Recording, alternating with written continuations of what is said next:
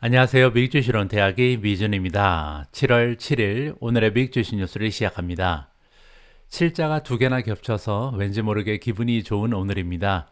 특히 또 오늘은 금요일이라서 더 기분이 좋은 것 같고요. 저 같은 경우는 이번 주 주말이 너무나 기다려졌습니다.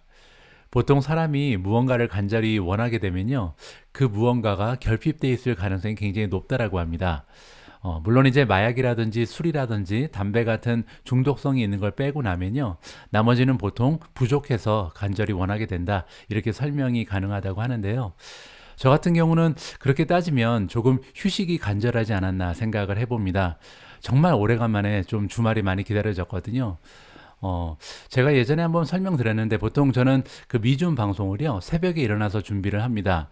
그러다 보니까 한 오후 12시, 늦어도 1시 정도가 되면 이제 방송을 다 마무리하고 업로드까지 끝나거든요. 그리고 나서 이제 나머지는 보통 휴식 시간이죠. 굉장히 좀 널널한 삶을 그동안 살아왔었는데요. 지난주에 미준 패밀리 커뮤니티 멤버십을 런칭하고 나서는 거의 하루 종일 일을 하고 있습니다. 그러다 보니까 최근에는 좀 휴식이 절실하다, 좀 몸이 피곤하다 이런 생각이 가끔 들더라고요. 그렇기 때문에 또 다가오는 주말은 예전에 비해서 조금 더 달콤하게 다가오지 않을까 개인적으로 생각을 합니다. 이번 주 주말에는요, 또 특별한 일이 잡혀 있습니다. 캠브리지에 새로 이제 정착하신 분들이 계신데, 우연히 미존 구독자분들이라고 하시더라고요. 그래서 반가운 마음에 이번 주 토요일 날 저희 집에 초청을 했습니다.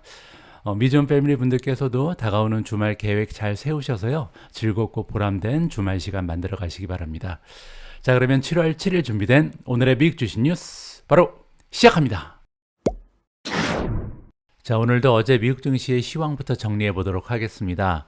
다우존스가 마이너스 1.07% 생각보다 많이 떨어졌고요. S&P 500이 마이너스 0.79, 나스닥이 0.82% 보여주면서 3대 지수 모두 급락하는 추세를 보였습니다. 하지만 한 가지 다행인 부분은요, 장 중반만 해도 이제 이거보다 주가가 훨씬 더 많이 떨어졌었거든요. 특히 이제 나스닥 같은 경우는 마이너스 1.5%까지 갔다가 많이 회복하면서 마무리를 했다. 이 부분에 좀 긍정적인 점수를 줄 수가 있을 것 같고요. 자, 어제 시장의 하락을 주도했던 성장주들의 이름을 좀 살펴보도록 하겠습니다. 주가의 흐름이 가장 좋지 않았던 종목은 13.38% 떨어진 조비 에비에이션인데요.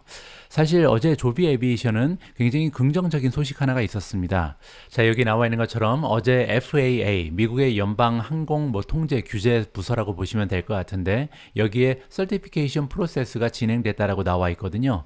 자, 그 의미는요, 지금 그 FAA로부터 승인을 받기 위해서 여러 가지 이제 서류 진행을 하고 있었는데 모두 완료가 됐다. 따라서 조만간 승인이 날 것이다. 뭐 이런 식으로 기대감을 높여주는 소식 하나가 있었습니다. 자, 그럼에도 불구하고 주가가 이렇게 13% 넘게 떨어진 이유가 있는데요. 어제 상당히 많은 내부자들이 이제 주식을 던졌다라는 소식이 전달이 됐습니다. 따라서 내부자들이 이렇게 주식을 버리면서 어떻게 보면 투주 입장에서는 굉장히 배신감을 느끼는 거죠. 불안감도 느껴지고, 그래서 주가가 하락하는 계기가 됐다. 이렇게 설명을 드릴 수가 있고요. 자, 반면 장 마감 이후에 3% 가까이 반등을 보여주고 있긴 합니다. 자, 다음으로 텔라닥이 8.12% 떨어졌고요. 메르카도 리브레가 마이너스 7.52, 펠로톤 마이너스 6.68, 플러그 파워가 마이너스 6.48, 월프 스피드 마이너스 6.46, 니오가 마이너스 6.46, 스퀘어 마이너스 6.32, 버진 갤럭틱 마이너스 5.88, 아이온큐 마이너스 5.88% 보여주면서 시장의 하락 추세를 주도했다. 이렇게 마무리가 가능합니다. 자, 어제 메가테크 기업들의 분위기는 어땠는지 한번 살펴봐야겠죠. 자, 테슬라도 2.1% 빠졌고요. 넷플릭스가 마이너스 1.58, 아마존 마이너스 1.5, 구글 마이너스 1.39, 메타 플랫폼즈 마이너스 0.81, 엔비디아 마이너스 0.51, 그리고 이제 애플, 마이크로소프트는 0.25%, 0.92% 추가적으로 올라가는 모습을 보여줬습니다. 따라서 어제 같은 하락장에도 지금 강세를 보이는 마이크로소프트를 보면서 줍줍 기회가 그렇게 쉽게 찾아오지는 않겠다, 이러한 불길한 예감이 들긴 했습니다. 어제 미국 주식시장에서 3대 지수가 모두 일제히 하락한 이유 하나가 있었는데요. 그건 뭐냐면 국채 금리가 갑자기 급등 추세를 보여줬기 때문입니다. 자, 그러면 이렇게 국채 금리가 갑자기 급상승하는 이유가 궁금해지잖아요. 자, 이 기사에서 설명을 해주고 있는데 레이버 마켓 때문입니다. 자, 어제 고용에 관련된 여러 가지 경제 지표가 발표가 됐는데요. 아직까지도 미국의 고용 시장이 너무나 뜨겁다. 뭐 이러한 느낌을 주기에 충분한 그런 수치였거든요. 그 얘기는 다시 얘기해서 기준금리가 계속 올라갈 가능성이 높은 거죠. 자, 연준의 임무는 두 가지, 딱 두 가지만 하면 됩니다. 첫 번째는요, 고용 시장의 안정화. 두 번째는 물가를 잡는 거거든요. 자, 그런데 이렇게 고용시장이 계속해서 굉장히 씩씩한 모습을 계속 지켜주면요. 결국 연준이 해야 될 일은 하나밖에 없는 거죠. 바로 물가를 잡는 겁니다. 따라서 레이버 마켓이 너무나 강력한 모습을 다시 한번 확인해 주면서 기준금리가 앞으로도 쭉 올라갈 가능성이 있다. 적어도 높은 상태에서 머무를 가능성이 있다. 이런 불안감이 엄습하면서 기준금리 때문에 이제 국채금리도 따라서 올라가는 현상이 나타나게 된 거고요. 따라서 주식시장에는 악영향을 끼쳤다. 이렇게 정리가 가능합니다. 자, 그러면 국채금리가 어느 정도 올라가는지 한번 살펴보시죠. 2년 국채금리 그리고 5년 국채금리가요. 각각 5% 그리고 4%를 넘어섰다라고 합니다. 자, 10년 국채금리 같은 경우는 10 베이시스 포인트 올라가면서 4.04를 찍었고요. 자, 2년짜리 국채는 11 베이시스 포인트 올라가면서 5.05까지 올라섰습니다. 따라서 국채금리가 이렇게 올라가면서 주식시장이 좋지 않았는데요. 자, 그러면 도대체 어떤 경제 지표가 발표됐는지 고용시장의 모습을 하나하나 점검을 해보도록 하겠습니다. 총 4개의 다양한 이제 경제 지표가 발표가 되는데요. 첫 번째는 챌린저 잡컷 레포트입니다. 자, 이건 뭐냐면요. 미국의 고용주들이 지금 얼마나 많은 일자리를 없애고 있는지 해고자의 수를 살펴보는 건데요.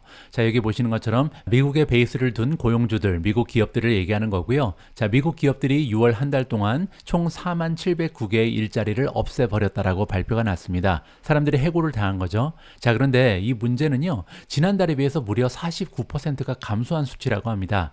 지난달에는 무려 8만 개가 넘는 일자리가 없어졌거든요. 자, 물론 1년 전과 비교하면 25% 정도 올라간 수치긴 합니다. 자, 그럼에도 불구하고 2022년 10월 이후에 가장 낮은 수치가 지금 6월 달에 발표된 47,9개다. 자, 그 의미는요. 지난 6개월 이상, 한 반년 이상 계속해서 많은 사람들이 일자리를 잃었고 일자리 수가 지속적으로 감소를 했었는데요. 갑자기 다시 고용시장이 뜨거워지고 있다. 회복을 하고 있다. 이렇게 우리가 느낌을 받을 수가 있는 거죠. 이게 첫 번째 좋지 않은 수치였다. 그렇게 말씀드릴 수가 있고요. 자, 두 번째는 ADP 잡 레포트입니다. 자, 이건 뭐냐면요. 이제 오늘 발표될 잡 레포트가 정말 잡 레포트고요. 이 ADP라는 것은 사실 이제 그 미국 기업들 중에 한 20%를 커버한다라고 합니다. 오토매틱 데이터 프로세싱의 약자고요. 하나의 기업이라고 볼 수 있는데 이제 그 미국에 있는 많은 기업들의 페이롤을 도와주는 기업이다. 따라서 이제 여러 가지 다양한 정보를 얻을 수 있는 하나의 방법이 될 수 있을 것 같습니다. 자, ADP가 커버하고 있는 기업이 이제 미국의 한 20% 정도가 되는데요. 그 결과에 따르면 497K니까 49만 7천 개의 잡이 6월 달에 새롭게 창출이 됐다라고 합니다. 자, 그런데 기대치보다 훨씬 높았다라고 하죠. 자, 보시는 것처럼 시장의 기대치는요. 22만 8천 개 정도의 신규 일자리가 창출될 것이다. 이렇게 기대를 하고 있었는데요. 자, ADP 레포트에 따르면 아니다. 49만 7천 개가 새롭게 창출됐다라고 합니다. 자, 5월 달에는요. 26만 7천 개 정도 생기는데 그쳤습니다. 따라서 갑자기 6월 달부터 엄청나게 많은 신규의 잡이 새롭게 창출되고 있다. 이렇게 볼 수가 있는 거고요. 자, 애뉴얼 페이를 보시면 연봉은 6.4% 정도 올라가면서 지난달에 6.5%, 4월 달에 6.7%에 비해서 조금은 감소되는 모습을 보이긴 합니다. 이 부분은 고무적이고요. 자, 그렇게 49만 7천 개나 신규로 일자리가 창출된 이유가 있는데요. 바로 서비스 섹터입니다. 자, 서비스 인더스트리가 굉장히 강세를 6월 달에 보이면서 생각보다 많은 일자리를 창출해내고 있다. 자, 여기 보시는 것처럼 리저 앤 호스피탈리티에서 무려 23만 2천 개가 창출이 됐고요. 트랜스포테이션, 수송이죠. 그리고 유틸리티 9만 개 정도가 창출. 그 다음에 교육 서비스, 헬스 서비스에서 7만 4천 개가 창출되고 있습니다. 반면 현재 제조업은 많이 줄어들었죠. 4만 2천 개의 잡이 줄어들었고요. 인포메이션도 3만 개 넘게 자리가 줄어들고 있는 그런 상황을 보이고 있습니다. 자, 다음 지수는요. 이니셜 잡리스 클레임입니다. 이제 여러분들 잘 알고 계신 것처럼 매주 목요일날 발표가 되죠. 지난 한 주 동안 신규로 실업수당을 신청한 사람들의 건수잖아요. 자, 그런데 이 수치는요. 그렇게 나쁘진 않았습니다. 자, 지난주에 신규로 실업수당을 신청한 사람들의 건수는요. 24만 8천 개가 지금 접수가 됐는데 이 수치는요. 12,000개가 오히려 증가를 했다라고 합니다. 컨센서스는 24만 5천 그리고 전주에는요. 23만 6천이었기 때문에 오히려 더 많은 사람들이 실업수당을 신청했다. 이 부분은 이제 조금씩 노용시장이 좀 굳어가고 있다. 이런 모습을 우리가 볼 수가 있는 거죠. 자, 하지만 컨티뉴잉 잡리스 클레임을 보면요. 그렇게 긍정적이진 않습니다. 계속해서 실업수당을 타가는 사람들의 숫자인데요. 자, 시장의 기대치는 1.745 밀리언이었습니다. 자, 그런데 보시는 것처럼 실제 수치는 1.72 밀리언에 불과했고요. 지난주보다 오히려 줄었죠. 지난주에는 1.733 밀리언이었습니다. 따라서 지금 시장이 기대했던 것보다도 더 적은 수치고요. 또 지난주에 비해서도 실업수당을 계속해서 타는 사람들의 숫자가 오히려 감소했다라고 결론을 낼 수가 있었습니다.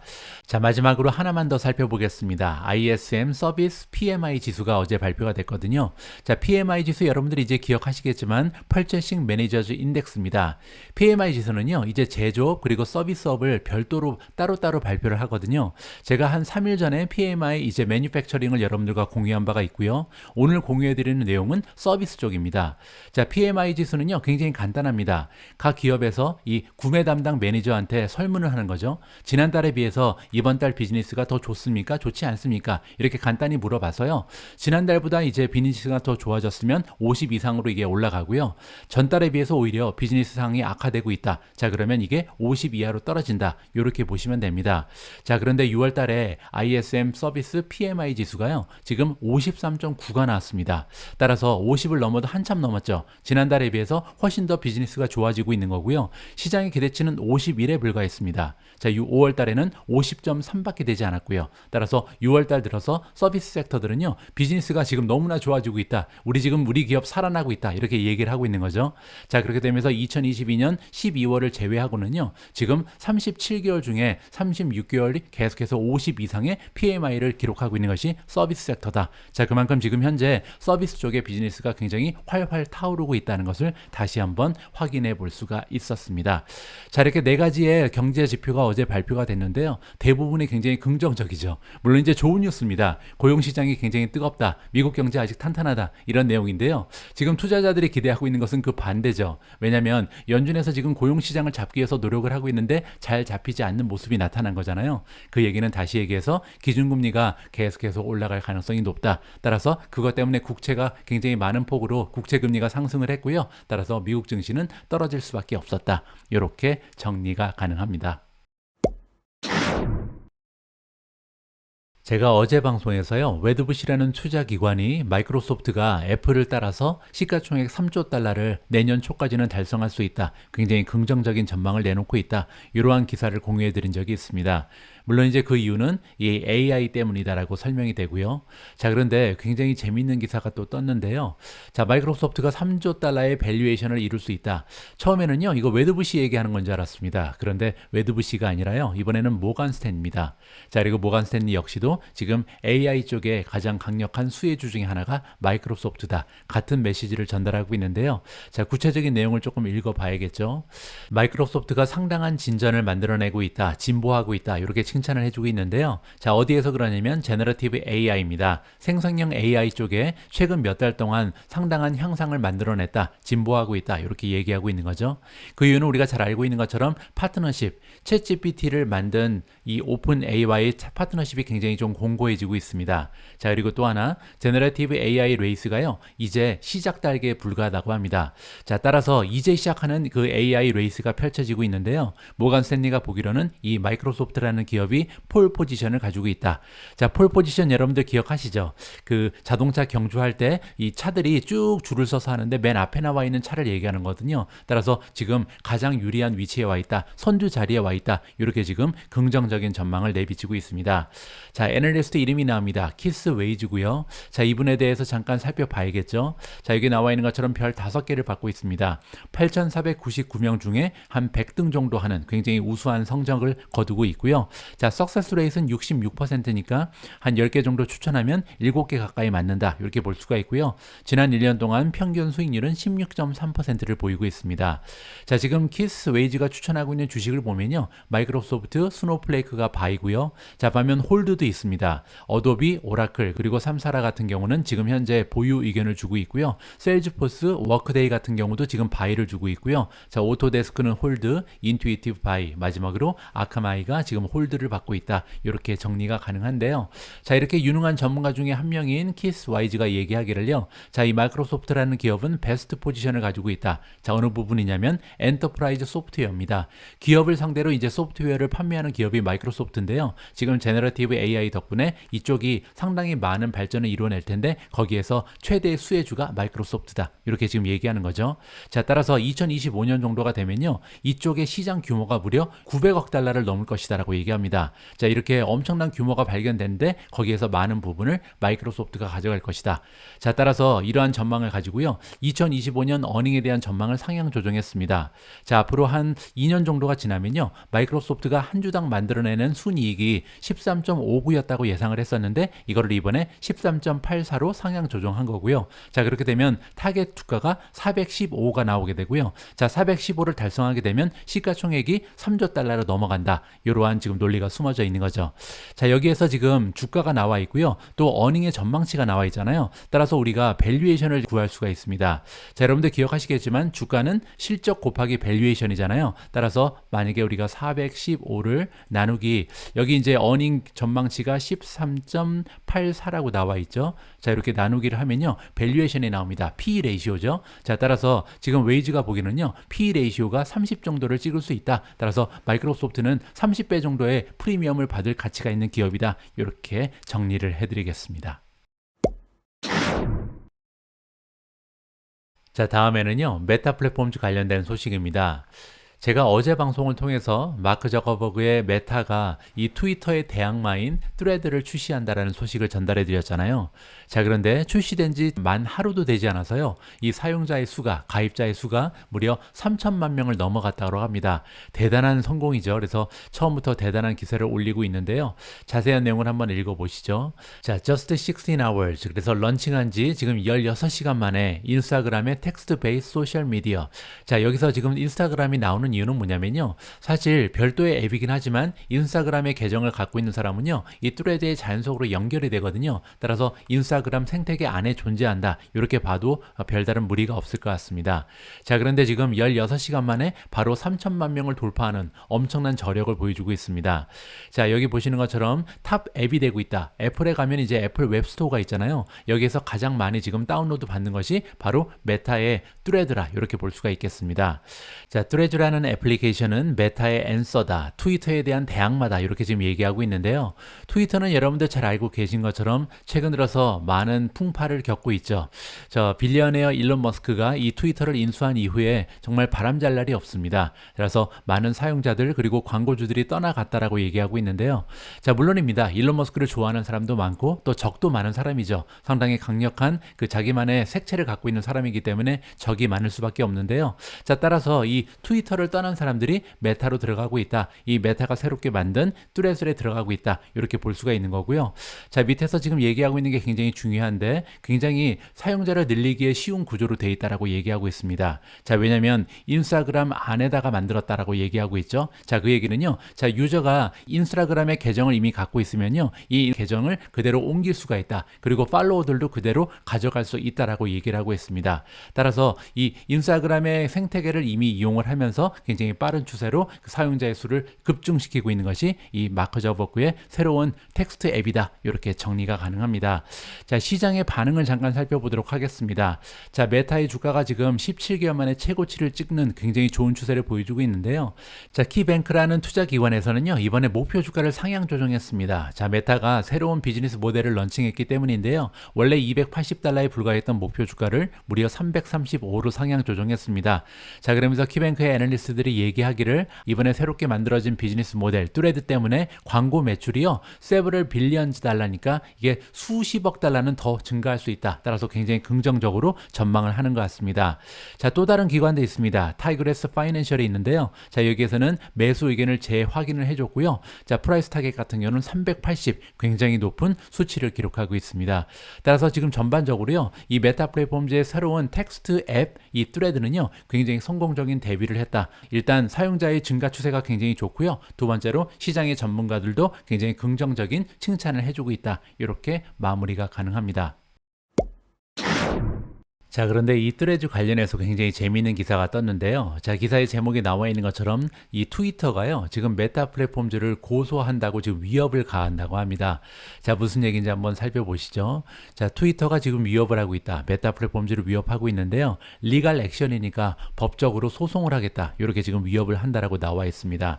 그 이유는 뚜레쥬가 지금 런칭됐기 때문이다라고 나와 있는데요.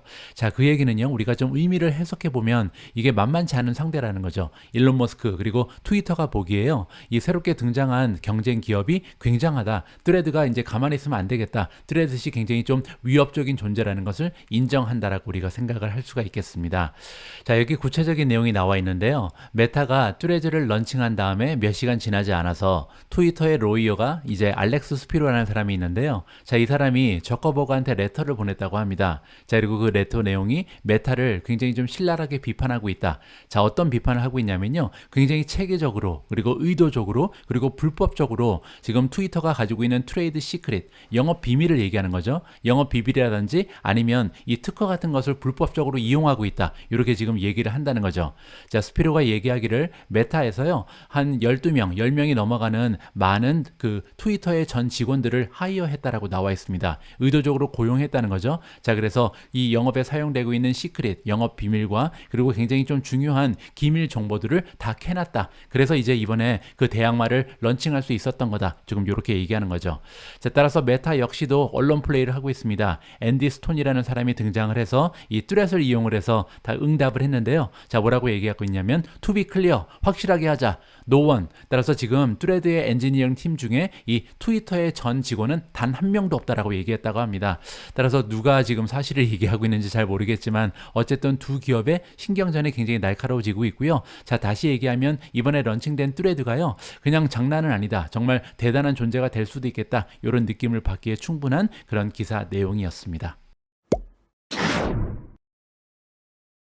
자, 다음으로 준비된 기사는 테슬라 관련된 소식인데요. 테슬라와 중국의 자동차 메이커들이 이번에 평화협정을 맺었다는 굉장히 재미있는 소식입니다. 자, 구체적인 내용을 한번 읽어보시죠. 자, 테슬라와 그리고 이제 중국에 있는 15개의 자동차 기업들이요, 이번에 보도되기를 이 약속을 했는데요. 어떤 약속이냐면 프라이스 워, 가격 전쟁을 끝내자라는 약속에 이번에 사인을 했다라고 합니다. 자, 블룸버그에서 보도를 해주고요. 자, 이 기업들이 테슬라를 포함한 많은 전기차 기업들이 이번에 팩트에다가 사인을 했다. 팩트는 뭐냐면요, 하나의 협정입니다. 조약이죠. 자, 이 협정에 사인을 했는데 언제 했냐면 어제 이제 차이나 오토 포럼이라는 것이 상하이에서 개최가 됐는데요. 여기에서 이런 일이 발생을 했다라고 합니다. 자, 그 목적은 여기 나와 있는 것처럼 페어 컴피티션, 정당한 경쟁을 하자. 자, 그리고 이 정당성이 부여될 수 없는, 정당화될 수 없는 로 프라이스 리덕션이니까요, 지나치게 가격을 인하하는 것을 막기 위한 그런 조약이라고 보시면 될 것 같습니다. 자, 결론적으로 얘기했을 때 이번에 체결된 이 조약 같은 경우는요, 자, 논 바인딩이니까 법적인 효율은 없다는 거죠. 꼭 지킬 필요는 없다. 이렇게 우리가 이해를 해볼 수가 있고요. 하지만 그럼에도 불구하고 중국 시장 내에서 전기차의 이 경쟁이 과열화되면서 필요 없는 가격 경쟁이 나타나는 것을 피할 수 있는 계기가 될 것이다. 이렇게 긍정적으로 마무리를 해주고 있습니다. 자, 하지만 제가 볼 때는요, 이거는 뭐 평화 협정이라기보다는 그 중국의 기업들이 거의 백기를 들 것이 아닌가 그렇게 생각을 합니다. 자, 왜냐하면 가격 경쟁이 이렇게 심화된 이유가 바로 테슬라잖아요. 테슬라가 가격을 낮추면서 그때부터 이제 서로 가격을 내릴 수밖에 없는 그런 상황이 발생을 한 거죠. 자, 그런데 여러분들 잘 아시는 것처럼 테슬라는요, 마진이 너무나 높은 기업입니다. 따라서 이렇게 가격을 많은 폭으로 떨어뜨린다 해도 많은 타격을 입진 않죠. 하지만 다른 전기차 기업은 다르잖아요. 가격을 떨어뜨리게 되면 순이익이 남지가 않습니다. 계속해서 적자폭이 커지죠. 따라서 이거는요, 거의 백기를 든 것이다. 테슬라 때문에 다 죽게 생겼으니까 우리 좀 살려달라. 이렇게 지금 모여서 테슬라한테 부탁을 했다. 저는 그렇게 생각을 합니다. 자, 따라서 테슬라 입장에서 비즈니스적으로는요, 그렇게 좋은 소식은 아니다라고 개인적으로 판단합니다. 시장 점유율을 확대할 수 있는 좋은 기회가 어떻게 보면 조금 사라졌다. 이렇게 이해를 해볼 수가 있는 거고요. 하지만 테슬라의 존재감, 얼마나 대단한 기업인지를 확인할 수 있는 그런 기회였다라고 마무리를 해드리겠습니다.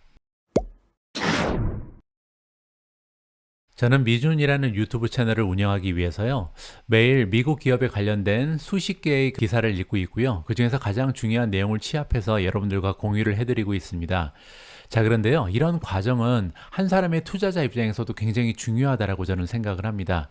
자, 왜냐면요. 주식 투자의 그 논리를 좀 생각을 해보면요. 지금 현재 기업들이 있는데 그중에서 다가오는 미래, 한 3년 이후에, 5년 이후에, 10년 이후에 과연 어떤 기업의 가치가 지금보다 더 올라가 있을 것인가.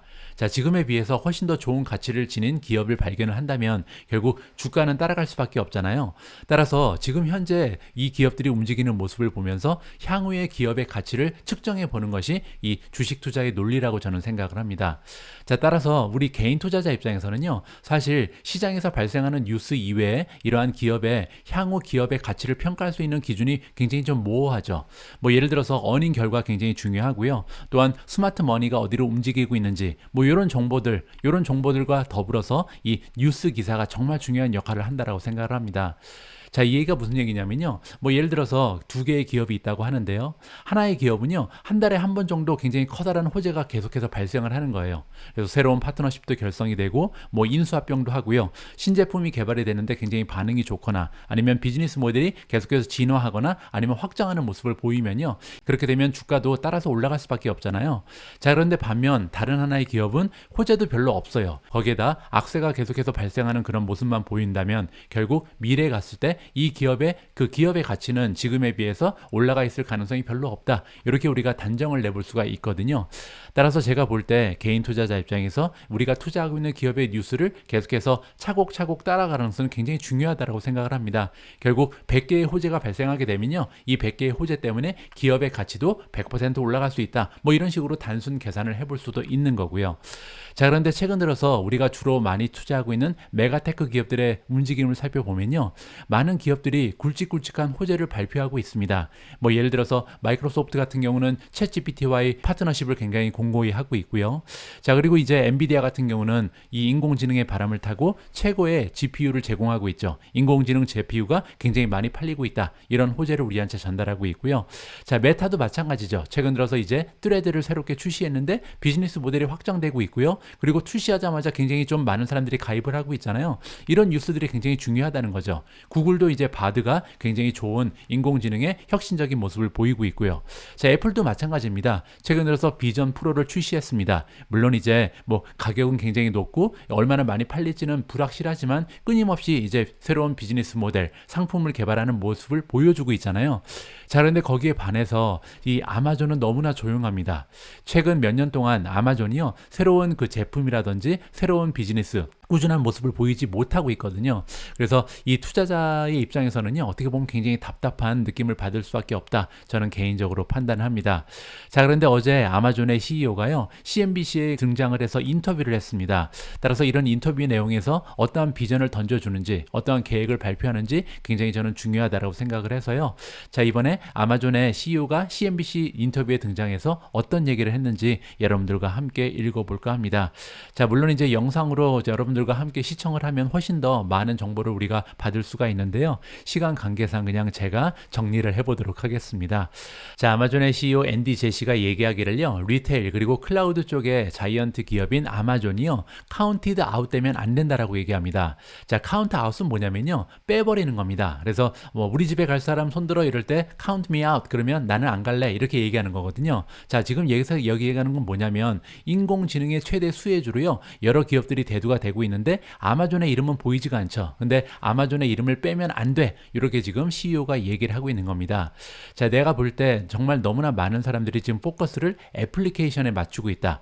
자, 애플리케이션은요, 프로그램을 얘기하는 겁니다. 우리 같은 소비자 아니면 기업들이 사용할 수 있는 프로그램에만 너무 우리가 좀 초점을 맞추는 거 아닌가 이렇게 얘기하는 거죠. 자, 하지만 내가 볼 때는요, 제너러티브 AI는요, 매크로의 레이어도 중요하다. 따라서 이 근본적인데 그 인프라를 누가 구축하는가, 여기에 신경을 써야 된다라고 얘기하는 거죠. 그쪽이 정말 커다랗고 중요한 부분이다라고. 따라서 아마존의 역할을 무시할 수 없다. 이렇게 지금 메시지를 주고 있는 겁니다. 자, 앤디 제시가 얘기하기를 아마존은 지금 의도를 가지고 있는데요. 자, 회사 전반에 걸쳐서 AI에 상당한 많은 투자를 진행할 것이다라고 얘기합니다. 자, 여러분들 기억하시겠지만 올해 들어서 수만 명의 직원을 해고했죠. 아마존은 지금 비용 절감에 엄청난 많은 노력을 하고 있거든요. 자, 그렇지만 AI를 위해서는 많은 투자를 진행할 것이다. 그리고 회사 기업 전반전에 걸쳐 걸쳐서 따라서 이커머스, 그리고 클라우드 가리지 않고요. AI 쪽에 많은 투자를 진행하고 있다라고 얘기합니다. 자, 하지만 그럼에도 불구하고 스페시피컬리 가장 특징적으로 아마존 웹 서비스, 아마존이 구축하고 있는 클라우드 서비스를 얘기하는 거죠. AWS가요. 장기적으로 봤을 때 인공지능의 열기를 가장 많이 흡수할 수 있는 그런 비즈니스다라고 얘기합니다. 자, 올해 초에 2023년 초에 AWS는요. 제너러티브 AI 서비스, 생성형 AI 서비스 하나를 출시한 적이 있습니다. 그 이름은 베드록이고요. 자, 베드록은 뭐냐면 아마존이 개발해 놓은 라지 랭귀지 모델, 그리고 이제 스타트업 기업들이 만들어 놓은 것을 함께 이용할 수 있다라고 나와 있고요. 그래서 이제 고객사들이 그들 자신만의 챗봇을 개발할 수 있다. 그리고 이미지를 만드는 서비스를 제공한다라고 지금 나와 있습니다.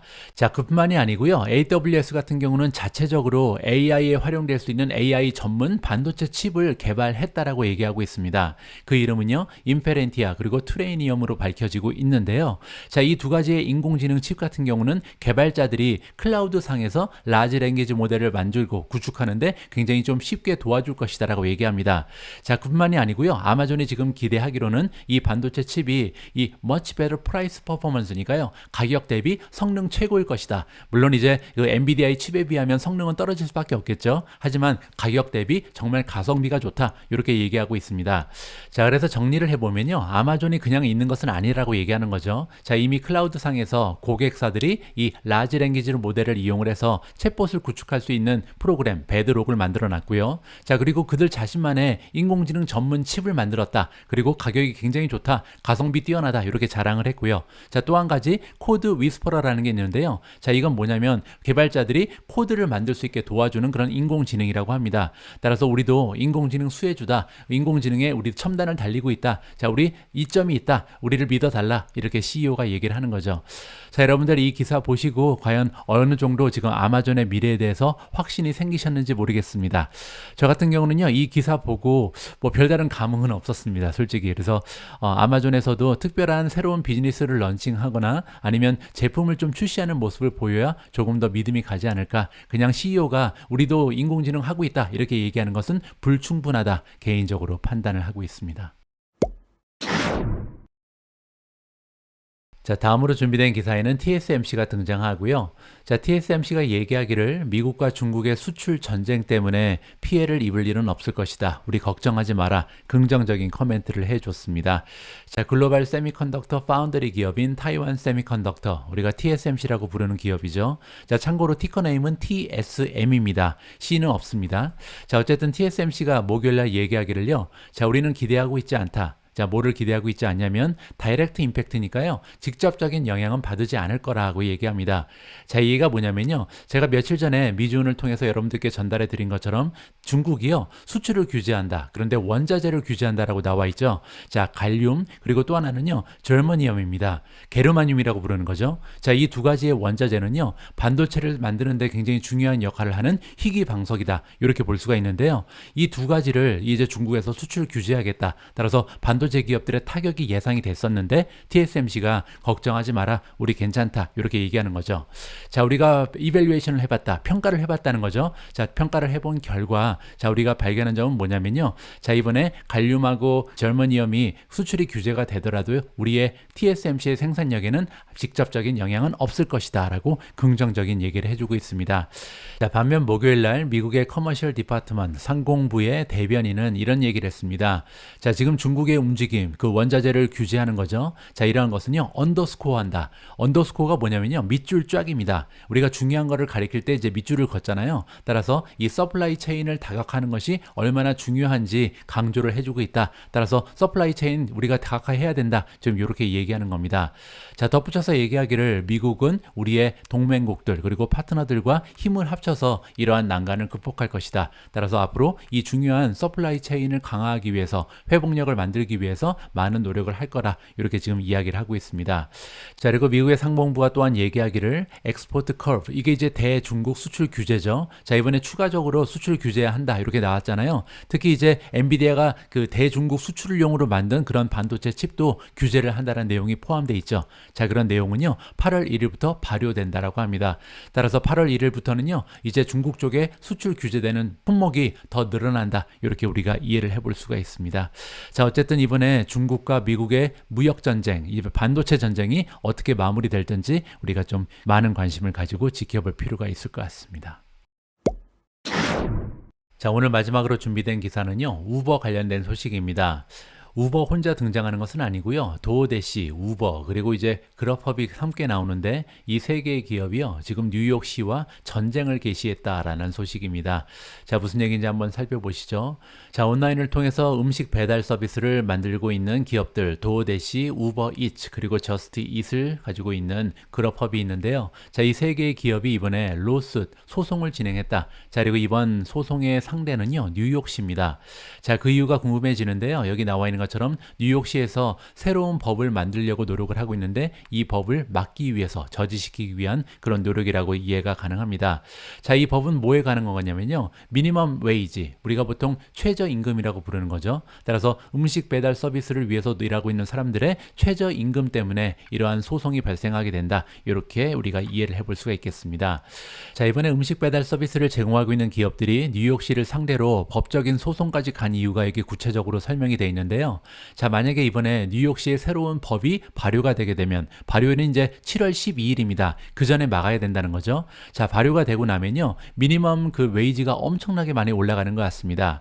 자, 배달을 위해서 사용하는 시간당 지금 1분당 50센트가 나오거든요. 그 얘기는 1시간당 30달러를 줘야 된다. 이런 계산이 성립이 됩니다. 아니면 한 가지의 제한이 있는데요. 17.96달러. 이건 뭐냐면요, 배달에 사용하는 시간당이 아니라 이 앱이 활성화되어 있는 시간당 17.96달러를 줘야 된다. 따라서 지금 현재 수준에서 엄청나게 많이 올라갈 가능성이 있다는 거죠. 자, 지금 현재 시스템 보면요, 투립당 줍니다. 따라서 배달 한 번당 지금 요금이 계산이 되거든요. 따라서 지금 현재 임금 계산법하고 완전히 다르다. 자, 이 점에 대해서 지금 온라인 딜리버리 기업들이 어떤 얘기를 하고 있냐면요. 일단 첫 번째로 다른 산업에 비해서 너무나 높다. 최저임금이 지금 다른 산업에 비해서 너무 높은 것이 첫 번째 문제다라고 얘기합니다. 형평성에 문제가 있다. 이게 첫 번째 주장이고요. 자, 두 번째는 뭐냐면요. 자, 이러한 그 배달 전문 서비스를 제공하는 종사자들은요, 보통 앱을 하나만 이용하지 않습니다. 2개, 3개, 심지어는 4개 이상까지 켜놓고요. 거기서 이제 배달 서비스를 동시다발적으로 하거든요. 자, 그렇게 되면요, 같은 시간에 2개 이상의 배달을 할 가능성도 있죠. 자, 이것이 반영이 되지 않는다. 이렇게 지금 이야기를 하고 있는 겁니다. 자, 과연 이번에 이 뉴욕세와의 그 소송이 어떻게 진행되는가? 자, 이 부분에 대해서 굉장히 중요한 의미가 있는 거는요, 미국 전역으로 확대될 가능성이 높죠. 그렇게 되면 이 우버를 비롯한 배달 전문 기업의 비용이 엄청나게 올라갈 가능성이 있다. 앞으로도 업데이트 내용을 여러분들과 공유해 드리도록 하겠습니다. 7월 7일 날 보내드린 오늘의 미국 주식 뉴스는 여기까지입니다. 자, 이제 시작되는 주말 여러분들 즐겁고 행복한 기억들 많이 만드시길 바랍니다. 저는 다음 주 월요일 날이요, 또 여러분들 투자 활동에 필요한 다양한 기사 취합해서 다시 인사드릴 수 있도록 하겠습니다. 이번 주에도 미중과 함께 해주셔서 감사합니다. 우리 모두가 미국 주식 투자로 은퇴하는 그날까지 다 함께 화이팅입니다. 행복한 하루 되세요. 감사합니다.